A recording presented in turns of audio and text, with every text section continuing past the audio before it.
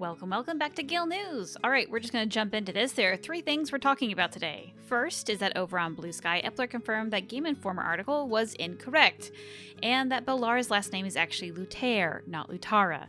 I might also be pronouncing that wrong. I don't quite remember.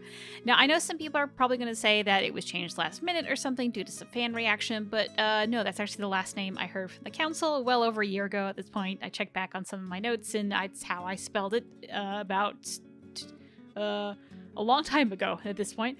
And I actually honestly thought that they just changed it when the marketing came out, and I didn't really think about it too much, to be honest.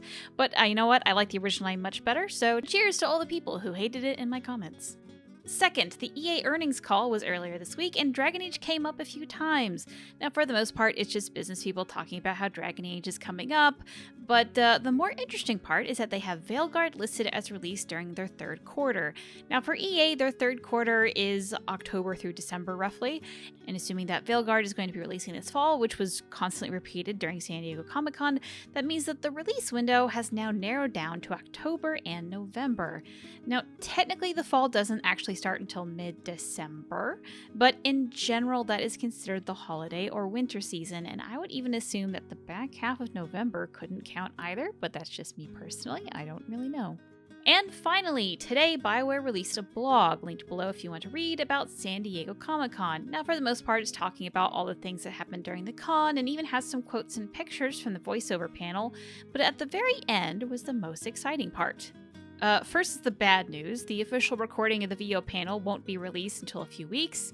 I'm a little bit sad about that. But whatever. Next, we now have an official promise that next month, which depending on where you are is either tomorrow or right now, we will A.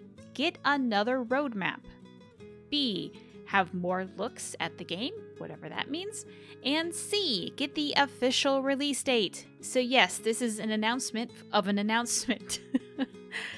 At this point, we have no idea when any of this will be released. I'm assuming, as this was just released today, that they're not going to release anything tomorrow, but my best guess is that we're going to get a roadmap next week-ish.